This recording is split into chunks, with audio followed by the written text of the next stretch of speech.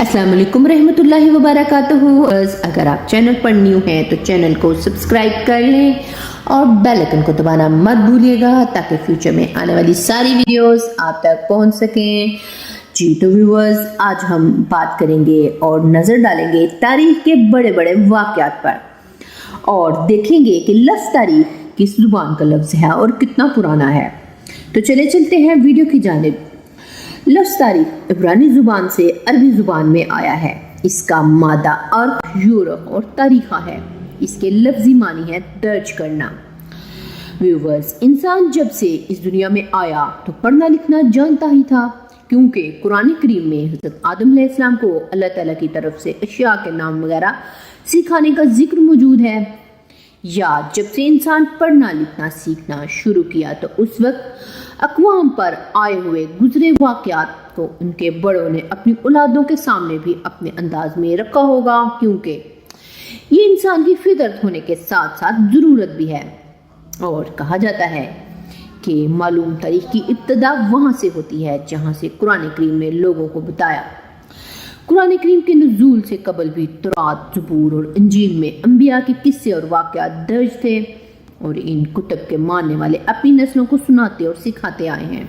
लेकिन इन किताबों में दस्त बरदस्त ज़माना और इंसानी मिजाज और ख्वाहिशात के असरात उस वक्त वाज़ेह तौर पर सामने आए जब कुरान करीम ने अहम तारीख़ी वाक़यात को इस्लाह तस्हीह के साथ बक़दर ज़रूरत बयान किया।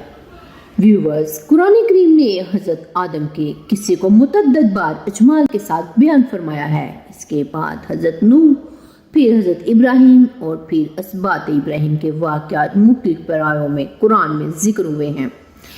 कुरान करीम का अपना उसलूब सारे उलूम के हवाले से अपनी नौइयत का मुनफरिद है, क्योंकि कुरान करीम बुनियादी तौर पर अल्लाह ताला की तरफ से खातमुन नबिय्यीन सल्लल्लाहु अलैहि वसल्लम पर बनी नौ इंसान की रुश्द व हिदायत के लिए नाज़िल हुआ है।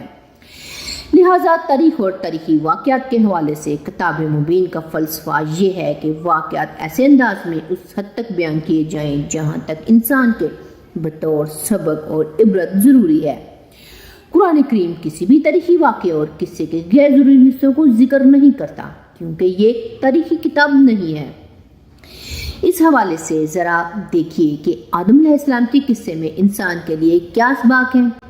एक ये कि आदम इस कायनात के पहले इंसान और साथ ही पहले नबी भी हैं, और हज़रत आदम अलैहिस्सलाम और हज़रत हव्वा बतौर इंसान बराबर हुकूक के साथ इस दुनिया में तशरीफ़ लाए, और हज़रत हव्वा का आदम अलैहिस्सलाम को जन्नत से निकालने में कोई किरदार या कसूर नहीं था, जबकि कुरान करीम में इसे वज़ाहत से पहले दुनिया के सारे मज़ाहिब में आज तक हज़रत हव्वा को इसका कसूरवार करार देते हुए इस तवील ज़माने तक दुनिया की सारी औरतों को भी इसका हिस्सा दिया जाता रहा।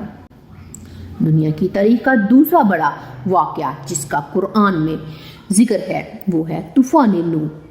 सूरह नूह में इसका बहुत इबरत अंगेज़ अंदाज में ज़िक्र है कि नूह, जिसे आप उलुल अज़म पैगम्बर अपनी कौम की बदअमालियों से आखिर इतने तंग आए कि पुकार उठे कि ऐ रब, ज़मीन पर काफरों की एक बस्ती भी बाकी ना रही। तूफ़ान नूह ने सबको डुबो दिया और कश्ती नूह से उतरकर चंद अहले ईमान ने दोबारा कायनात को आबाद करना शुरू किया।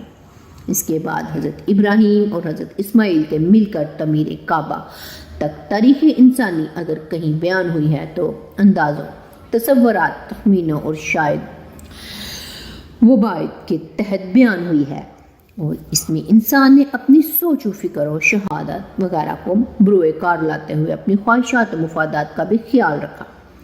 हिंदुओं के यहाँ तो तारीख़ दर्ज करने या लिखने का रिवाज ही नहीं था। हज़ारों सफ़ात की मजहबी कुतुब में तारीख़ के नाम पर बेबुनियाद किस्सों के अलावा कुछ भी नहीं है।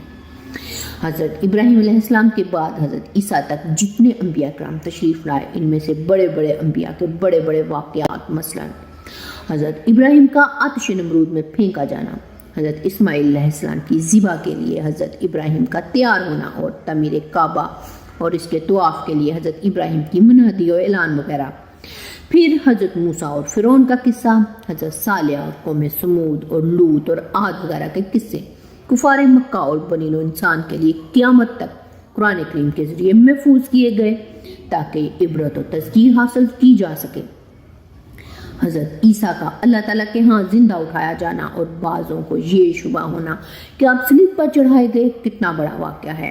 قرآن کریم نے کس خوبصورت اور دو ٹوک انداز میں عیسیٰ علیہ السلام کی پیدائش سے لے کر رفعت تک کے واقعات کس اجمالی تفصیل کے ساتھ بیان فرمائے ہیں۔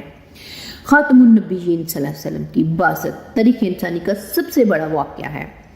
اس سے پہلے عرب واقعہ ابرہا سے تاریخ کا تذکرہ کرتے تھے، لیکن ہجرت کے بعد دنیا کے سارے واقعات اس تاریخی واقعہ کے بعد مان پڑ گئے۔